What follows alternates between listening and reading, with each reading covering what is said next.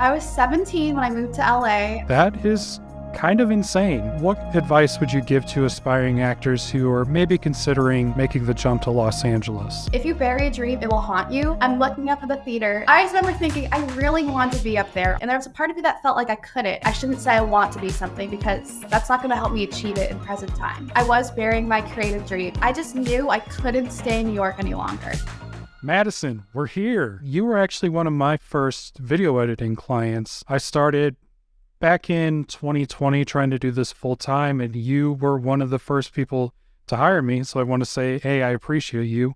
So that was really awesome of you to help me kind of kickstart my career. But more importantly, I feel like you have become one of my closest friends in this field. Aw. This business can be very lonely at times, and you're Very definitely true. somebody who I've been able to just come to with different problems, or just being able to talk to about kind of the struggles of the freelance world in general. So that's always been really awesome. Thank you. Of course. No, this industry is tough, and I'm so glad that we've been able to be professional friends and also IRL friends. I don't want to say you're trying to become an actor, but you do act a little bit. You do a lot of influencing and stuff like that. So tell me a little bit about like what are you up to these days? So I just filmed my first ever feature film that I'm starring in. I'm super excited. I've done a lot of influencing and acting and reality TV and things like that, but I'm definitely trying to get more into film and TV. So what made you want to become an actor to begin with? I think I was one of those kids who like performed for everyone and like no one really is asking for it, but I'd always be like putting on shows or like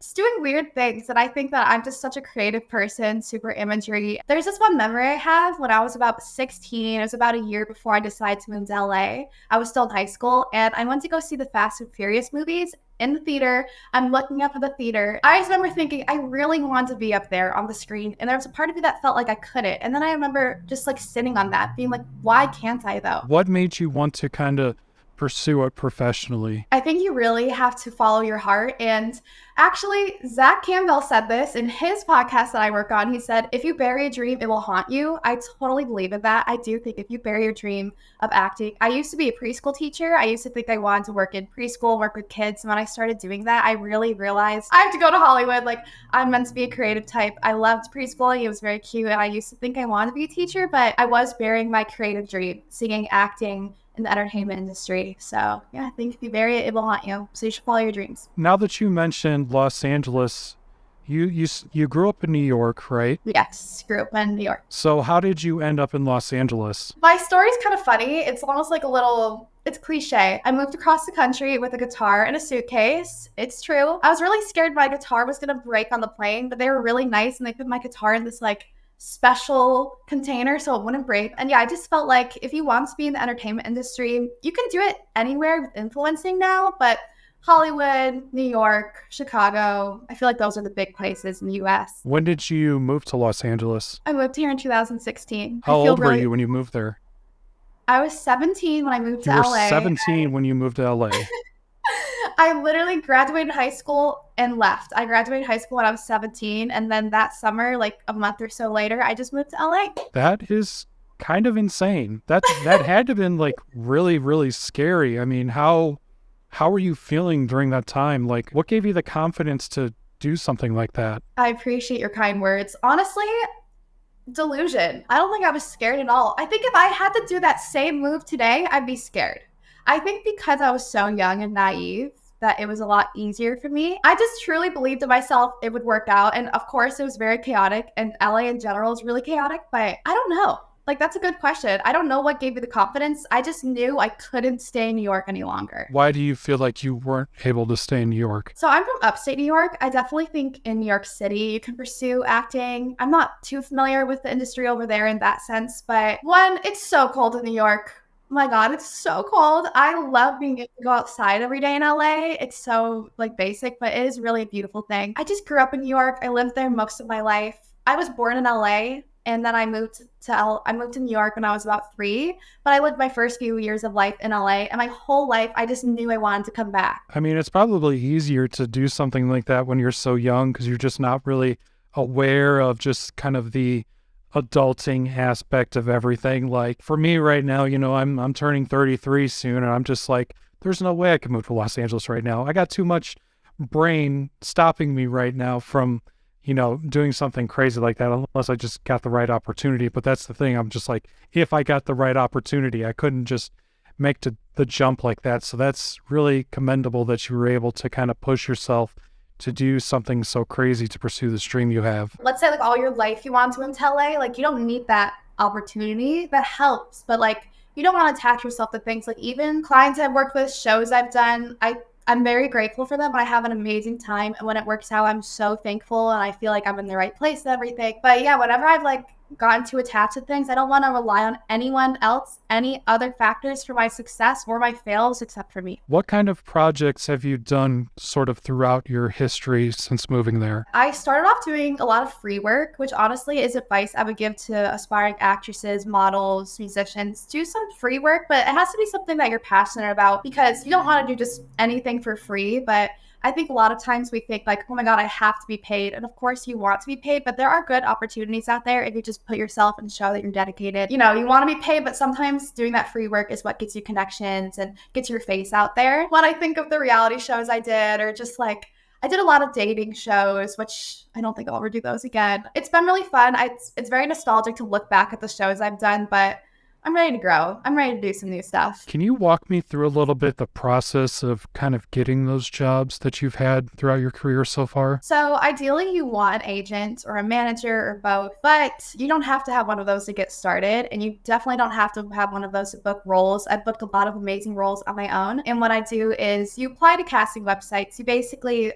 there's like LA Casting or Backstage, websites like that, and you make a profile, you get headshots, and you start submitting. Of course, the more work you have, like more reels, more projects you've been in, like more photos, that'll definitely help you. But all you really need to start is maybe like one video of you, just you speaking on camera in any form, a few photos of you, and profile. What advice would you give to people who may be in sort of a similar position to you, maybe not as crazy as you, moving halfway across the country as 17, but what advice would you give to aspiring actors who are maybe considering making the jump to Los Angeles? I would say just put yourself out there. I know that's harder. It's easier said than done, but start doing something. Even just get your mind working. You don't even have to post anything yet. Just start thinking of any ideas. Something that's helped me with like songwriting and writing skits and just any creative work is when I've organized it. I have like note sheets in my phone, and I really organized it, and just start putting yourself out there. Do it scared. You don't have to move to LA just yet, but I mean, consider it. Why not? Even try it for a bit. I think that LA can be really expensive, but with roommates,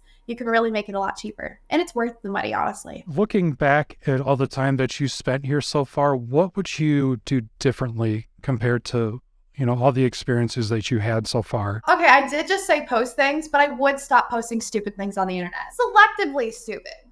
You can post things that are like, haha, hee stupid, not like, I'm going to regret this in 10 years. So like you said before, you've been in LA for about 6 years now. It's difficult to live in a place for that long without having some sort of success. I know a lot of people who I've encountered who have been in Los Angeles, and they've lived there for a long time and then just weren't able to get anywhere, or they, just kind of gave up. What would you consider to be factors that contributed to where you're at right now? That's a great question. I think my longevity here is I have always in my head my entire life just known it's going to work out. And I don't know how it's going to work out. Like, it's not like I know exactly what's going to happen, but I just always believed in myself. And even times where I'm like not as confident and I am feeling insecure and maybe not believing myself in that moment, there's still just like, when I think of my future, it just works. I think that's part of like just believing in yourself even when it doesn't make sense. And that doesn't mean like being confident and like if you're insecure, like you can't do that, because I definitely have so many moments of insecurity, or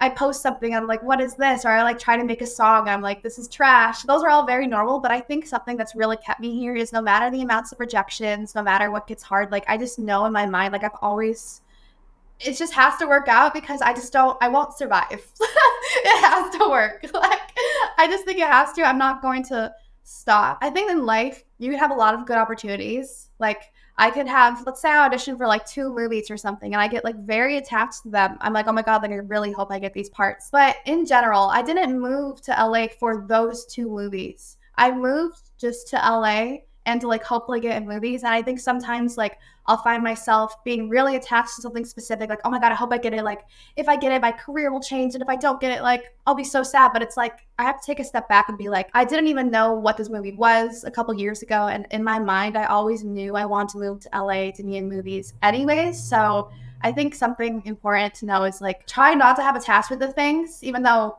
attachment can be good. But like, just knowing what your original motive was, even if like things come up and they don't work out. And also, I do think whatever is meant to work out will work out. And like, for example, I auditioned for this show the other day. I really thought I was going to get it. I don't think I got it. And I'm not even like, I am sad, but I'm not so sad because if it was meant to be, I would have gotten it. And so I know there's another role out there. I really think just putting yourself in those rooms, like I said earlier, doing free work, I do think that I'll reinstate that. Like, a lot of people won't do free work or won't do those unpaid things or think they have to, like, their first movie has to be Marvel. It's good to have self-respect, but you don't need to have so much pride that you can't do small things. And at the end of the day, I've worked on many amazing projects, and I've worked on a lot of projects where I have to close my eyes. I'm like, don't play that. Don't play that. Like, I don't like that one. So sometimes it's about putting yourself in situations that might embarrass you, but I think it'll put you, the more times you put yourself out there, just the ratio odds for success. Where would you think you'd be right now if you didn't move to LA? I get sad thoughts because, especially if I still lived in my hometown, because it's not me. There's no part of me that resonates with my hometown. And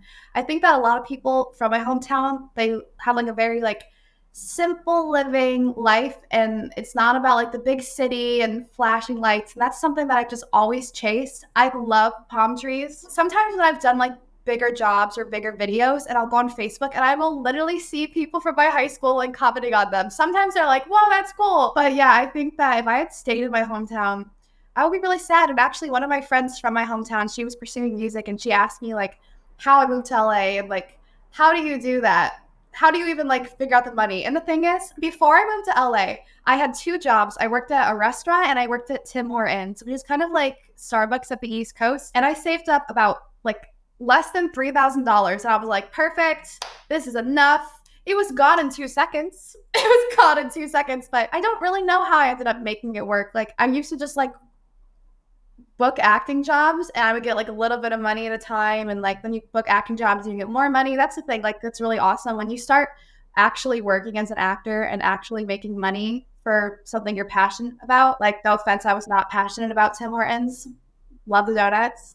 Wasn't that fun though? And when you actually start making money that way, it feels so good. You're like, I'm a paying actress. And actually, there's something I want to say to aspiring actors, influencers, creative artists out there. I've had bullies and haters and people say things like, you're a fake actress, like you're not going to make it, blah, blah, blah. I understand that people think making it is like Selena Gomez, Ariana Grande level. But in my book, if you're being paid, or if you're just doing something that you love, like if you're being paid as an actor and you went on set, yeah, you might not be an A-lister, but you worked as an actor today. That's how you paid your bills. Or if you go on a set and you film an influencer video, you film something for the internet and you inspire like thousands of people and people watch it, you are a real influencer. You're a real actress. You're not a fake actress. Because I think for so long I had this like mentality in my mind of like, I want to be an actress, but I am one. I shouldn't say I want to be something, because that's not going to help me achieve it in present time. So I say I am one because I am one. I've been paid as one. And I think that's something that is really important to consider, because when you're an artist and like you don't have this huge artistry or tons of millions of dollars or millions of followers, I think it's really easy to feel like you're faking or to feel like you're reaching for something that doesn't exist, but it does exist. So you are an artist. Now, you've done a few other types of jobs too. I mean, in the freelance world, you do find yourself a lot trying to do other things to kind of sustain yourself, because it's, I mean, even big successful people out in Los Angeles constantly have to do other jobs, like say movie stars have to do commercials and stuff like that. What other jobs have you had to do to kind of sustain yourself while you're out there? I've done a lot of different jobs, all freelance mostly. I've done a lot of video editing. I've done videography for people. I've managed clients, helped them grow their social media, a lot of things like that in the video editing realm and social media realm. I've done a lot of like UCG, making videos for people, like making videos for brands, commercials, but I want to be booking commercials. Like, I think that there's some actors who like, they see it more as they have to, or for the money. I typically love commercials. I just love being on set. But yeah, other jobs like that. Now, something I'm really interested with you is kind of